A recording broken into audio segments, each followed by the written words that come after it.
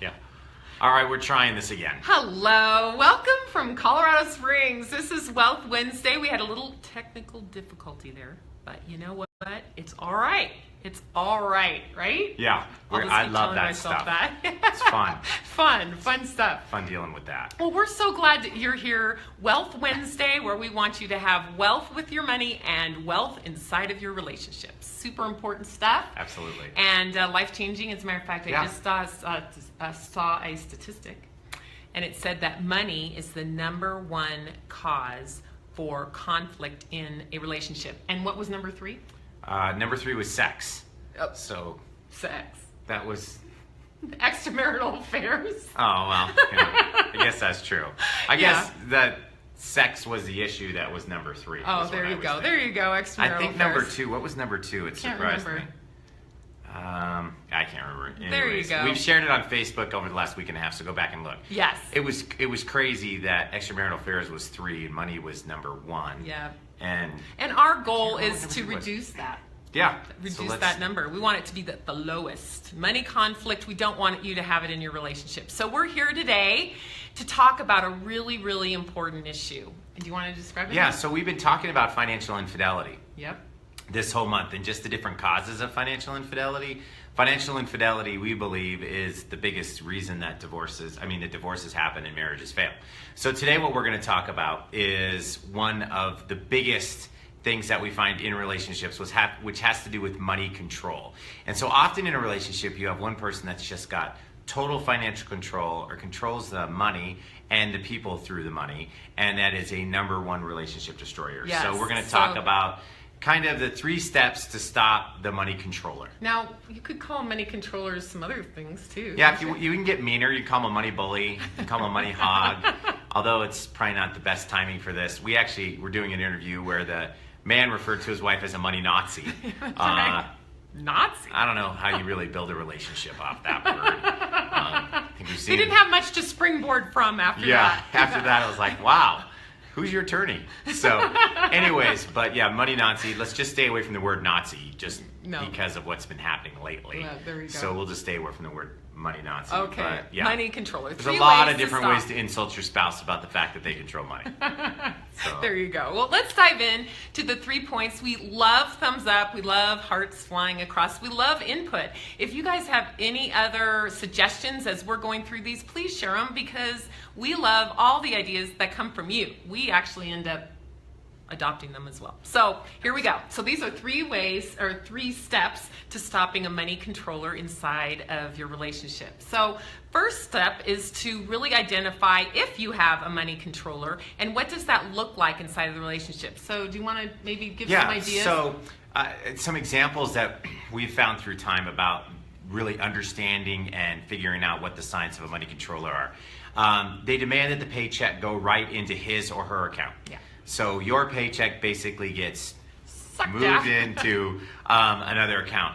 One of the big ones is they control all the bills and the credit cards, and they don't let other people look at the statements, review the statements, question the statements, ask about how much credit you have left on the cards. Somebody that's really doing their best to hide those is definitely a money controller. Yep.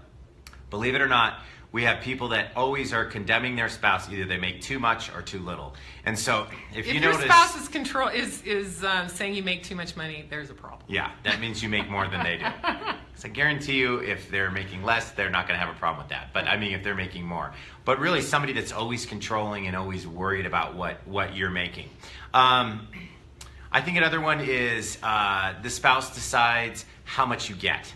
So an allowance. Now, I've heard some couples, like maybe if one of the parents is a stay-at-home parent, they get an allowance. We'll use the A word, an allowance, and their other spouse works on an allowance. But we're not really big fans of that word allowance, because that's more of a hierarchy. Something you give your kid an allowance, you don't give your husband or your spouse an allowance. Now, if you want to agree on an amount, that's not a problem. Yeah, if you've got a flexible spending account, that's what we like to use, but an allowance, stay away from that. So you can see by these signs if you are in relationship or you're married to a controller. Oh, one other one, if they put you on a budget. So they say, I'm going to put you on a budget. I mean, that's controlling. And that's not a partnership. That's not a marriage. That's not a relationship. That's a controller. So really look for those signs to see if that is where you're at. So first of all, know the signs. Second one is ask why. Why is the person being controlling? Now, first thing to ask is there something that you're doing to make them feel like they need to be controlling the money? Like maybe, let's say, every time your spouse talks about money, you just check out and you're like, I'm not going to do it. Well, that makes them feel anxious. They're like, no. Yeah, they assume you just don't care. You just don't care. So they just take it over. Yeah, so you just take it over. So maybe you're doing that. Maybe another thing that you're doing is you berate your spouse because they worry about money all the time. Mm-hmm. You know, we talk a lot about money personalities. We don't want to talk a lot about that today, but there's a certain money personality that is going to worry about money. And if you berate that person, they're going to feel even more like they need to control it. I've got a good story about this one. Okay, go ahead.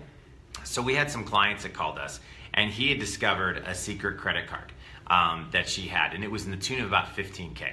So he was mad, and we were already counseling them through some other money situations. This one just happened to come up through it. So I said, great, print off the statements, and you guys come in next Thursday, and we'll sit down. So Beth and I sat down with them, and I started going through what she was spending money on, and it was like trips to Target.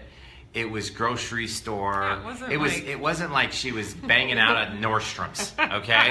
And so I started asking her, I was like, so explain this to me, what you're spending money on. And what she was describing was the stuff that they needed to function as a family. And I asked him, why is she having to put these on a secret credit card? And he said, well, those aren't in the budget. And I turned to him and said, this credit card is your fault, not her fault. You're a control freak, and she's gonna leave you within another year or two if you don't loosen up. And that's how severe this can be for some people. We see people that are so controlling over their money that they actually force their spouse into financial infidelity because they're not even getting the basic needs of the family taken care of. Yeah. So it is a little bit self-reflection for some people that think to themselves, oh, my spouse is a crazy spender, or my kids are out of control, or whatever. You have to see if you're running the budget and you're controlling that budget in such a way that the other person has to have this for basic necessities of your home. Stop that. Get a life. Yep. She's going to divorce you. Get a life. All right. Let's say another thing would be asking yourself, what could I do to change? You know, is there anything that I need to do?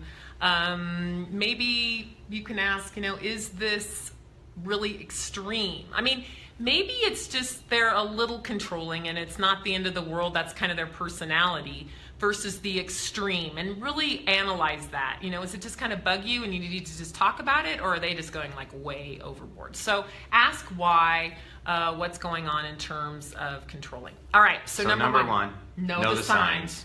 Number two, ask why. Why is this person controlling? Oh, one other thing too. Again, we're not going to talk about money personalities, but there are certain money personalities that want to be more on the control side.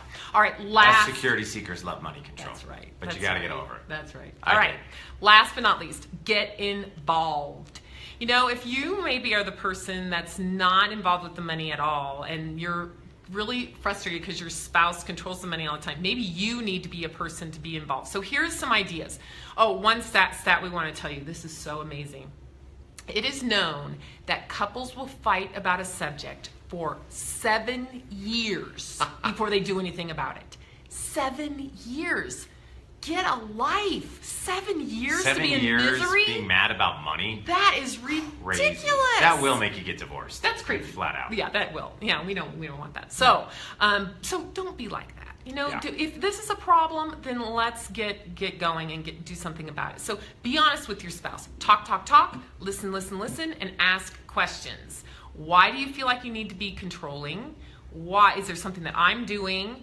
You know, just have an adult conversation about it. Don't just put your head in the sand.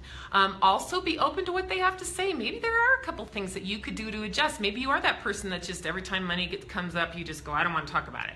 So don't be like that. Maybe there is something that you can do. Here's another idea. Every month, switch off who's in charge of the money. Every month, switch off. That will make it so there's a lot more transparency. Mm-hmm. And so maybe if you're the person who doesn't want to deal with the money, you start to get involved. Also, you have to remember that by doing that, by switching on and off, it doesn't mean the other person just takes their hands off for the month. Right. And says, well, you do it this month. It really just means that you take the primary role. Lead, yep. And then when you sit down and review everything together, you can see what that person's going through. And a lot of times what we see with control is, let's say you were in charge of the finances 5 years ago and you just butchered it. You guys just ended up in debt and the checks were bouncing and you just blew it. Okay, well, we all have those times in our lives where we just blow it. And so what you need to do is just kind of let that go for yourself and get re-engaged with the finances, because maybe that person doesn't want to be in control. Maybe they feel like you're just flinging it on them. So by getting re-involved and recommitting and maybe re-engaging with this whole money thing, maybe they're ready to give over some of that control too. Yeah, maybe. All right. Go through a money course. That's another idea. We have great money courses. That's another idea, to be able to really get on the same page. So again, one person doesn't have more control over the other person. And do you want to talk about our Target card as our personal example? Well, I didn't use the word Target card, but I talked about that couple. Do you have another one? No, I think we'll just forget it. Okay, sorry. All right, so we're wrapping up. Yeah. Little breakdown and calm there. The Target card was the secret credit card. Oh, there you go. Got it. Okay. I don't necessarily know that it was a Target card. All right, well, there you go. Could you get $15,000 on a Target card? I think you can get 10. Really? Yeah. I think that's a very good idea. I love Target for about 5 minutes. Yeah. It makes me tense. Target, as they say. I like the dollar thing when you walk through the front doors right to your right. Yeah, they got all those dollar things. Yeah, I check that out. Yeah, there you go. Okay. But anyways, anywho, right. no man should ever say they love Target. Yeah. Guys, don't do it. You'll end up going every Saturday with your wife. Leave that one off.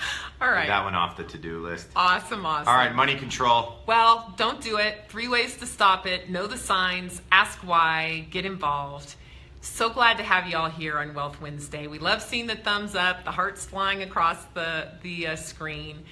Continue to make comments. For those of you who are hearing it after the live, we're so glad to be with you. And as always, make it happen. Have a great week.